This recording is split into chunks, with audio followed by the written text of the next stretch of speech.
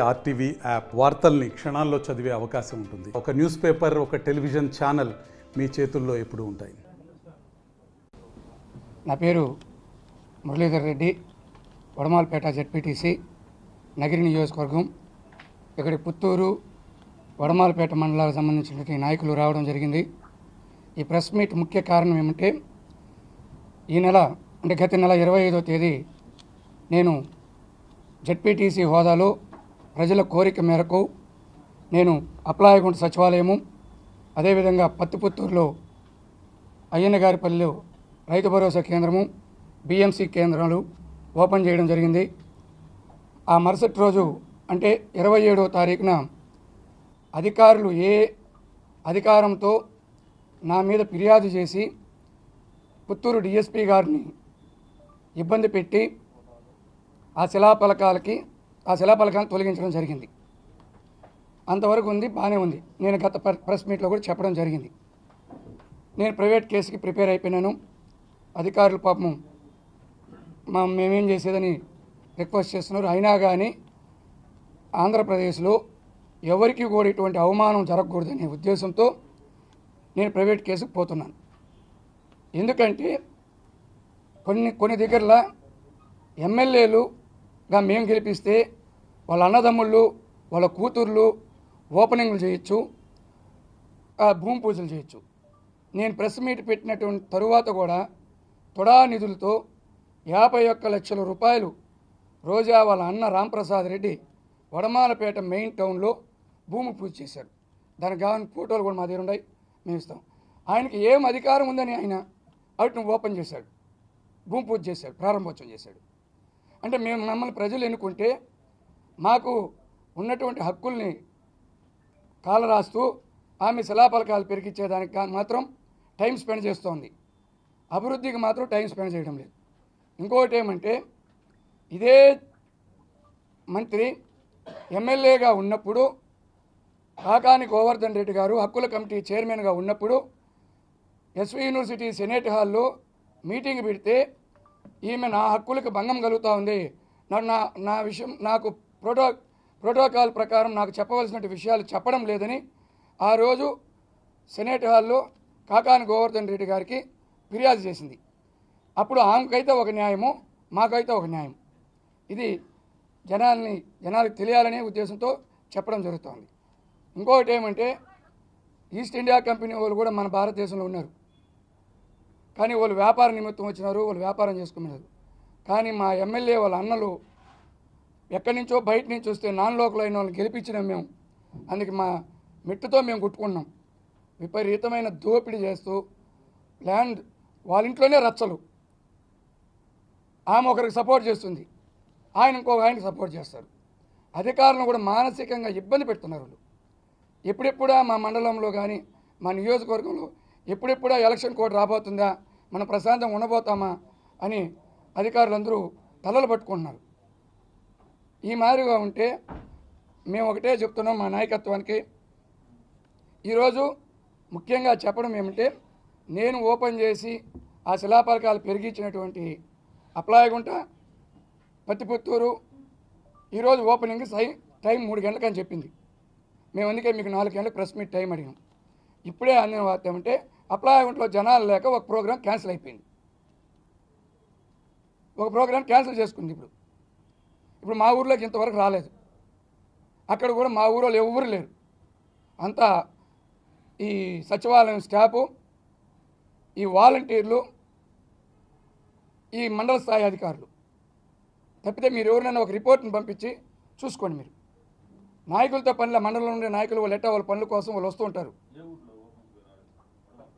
పత్తిపుత్తూరులో ఇప్పుడు అప్లాయగుంటలో క్యాన్సిల్ అయిపోయింది, మన జనాలు లేక టెంట్ ఇప్పేసినారు ఇప్పుడు. కాబట్టి మేము మీ ద్వారాగా చెప్పేది ఏమంటే, మాకుండే హక్కులు మాకుంటాయి. మాకు రాజ్యాంగం కల్పించింది, చట్టం కల్పించింది. ఎమ్మెల్యేగా ఉంటే ఆమె ఏమైనా చేసుకోమని మేము వద్దని చెప్పలా. జెడ్పీటీసీలు, ఎంపీపీలు ఎవరైనా ప్రశాంతంగా ఉన్నారా ఆ మండలంలో?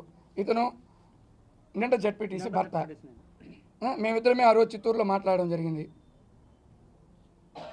ఇలాగా ఎలక్షన్ దగ్గరకు వచ్చినా కూడా ఈ మాదిరిగా మా మీద మేము ఓట్లేసి గెలిపించాము ఆమెని. ఆమె అయితే మాకు ఓటు వేయలేదు. నన్నైతే ఓడించాలనే చూసినారు వాళ్ళన్న పెద్ద ఆయన కుమారస్వామి రెడ్డి.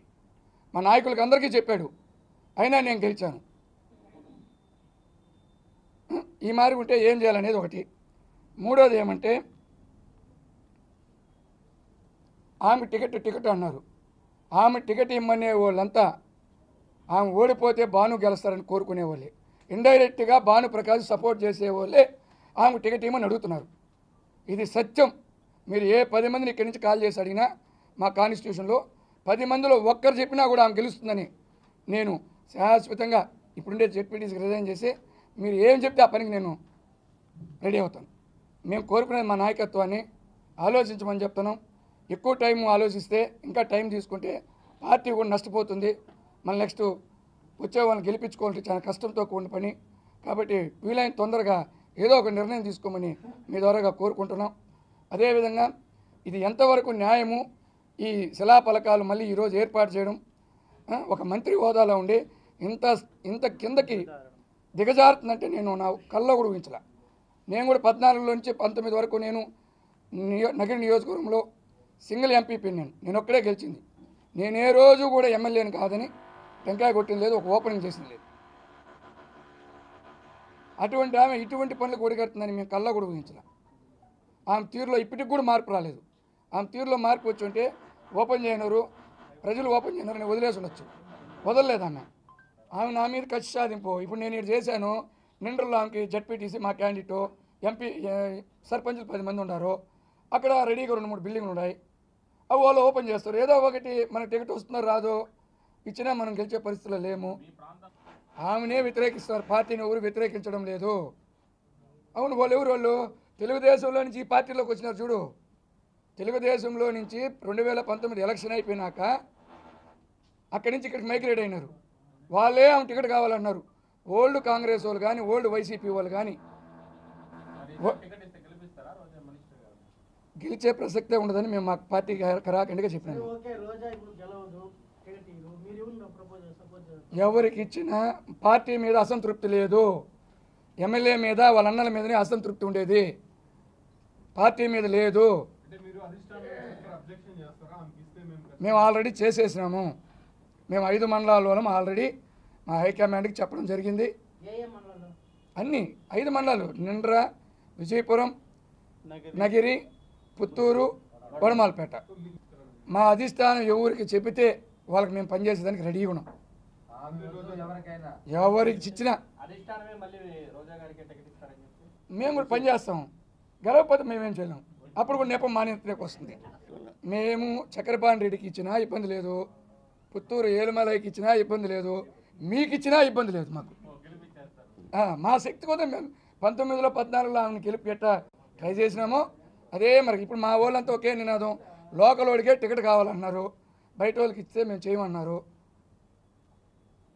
లోకల్ వాడికే టికెట్ కావాలన్నారు. ఇప్పుడు ఆమెను ఎక్కడి నుంచో తీసుకొచ్చారు.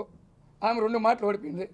ఇంకొక మాట, నేను 2006 నుంచి చెంగారెడ్డి మంత్రి అయినప్పటి నుంచి నేను కీ పాలిటిక్స్ చేస్తున్నా. మండలంలో టాప్ 5లో 1వ వార్డు 2వ వార్డు కానీ ఉండా.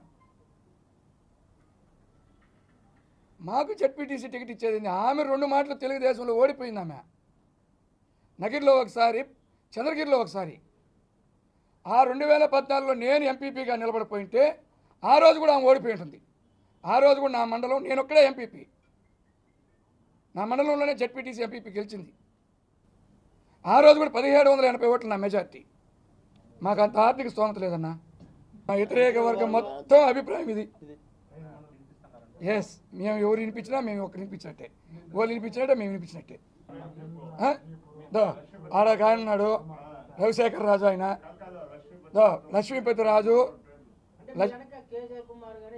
అందరూ ఉన్నారు. అందరితో ఈ అన్న వచ్చి భాస్కర్ రెడ్డి అన్న, చక్రపాణి రెడ్డి వాళ్ళ తమ్ముడు. ఈయన గతంలో ఎంపీపీ కావాలనే వ్యక్తిని, మీకు తెలుసా ఆ సన్నివేశం, హైడ్రామా అంతా. ఆమె సినిమా మేము దాంతో పోటీ పడలేకపోతున్నాం. మా పార్టీ గమ్మునుంటే పోటీ పడతాం, దాంట్లో కూడా వెనకాడికి వెళ్ళాం. మా పార్టీ అపోజిషన్ ఉంటే మేము పోటీ పడి ఉండేవాళ్ళం. ఫస్ట్ విజయపురంలో లక్ష్మీపతి రాజు, ఆయనకి ఎంపీపీ ఇస్తామని చెప్పి 1 గంట క్రితం దాకా ఇంటికాడ పెట్టుకొని తరలించాను. నెంబర్ 2 నిండ్రలో వచ్చి చక్రపాణి రెడ్డి అన్న తమ్మునికి ఎంపీపీ ఇస్తామని చెప్పి హ్యాండ్ ఇచ్చింది. అక్కడ వాళ్ళు ఆ గ్రూపు, ఇంకా నగిరిలో కేజే కుమార్ అన్న గ్రూపు, పుత్తూరులో అమ్ములన్న రవిశేఖర్ రాజు అన్న గ్రూపు, ఇంకా వడమాలపేటలో మా గ్రూప్. మరిన్ని వీడియోస్ కోసం ఛానల్ ని సబ్స్క్రైబ్ చేయండి, లేటెస్ట్ అప్డేట్స్ కోసం వాట్సాప్ ఛానల్ ని ఫాలో చేయండి అండ్ లింక్ డిస్క్రిప్షన్ లో ఉంది.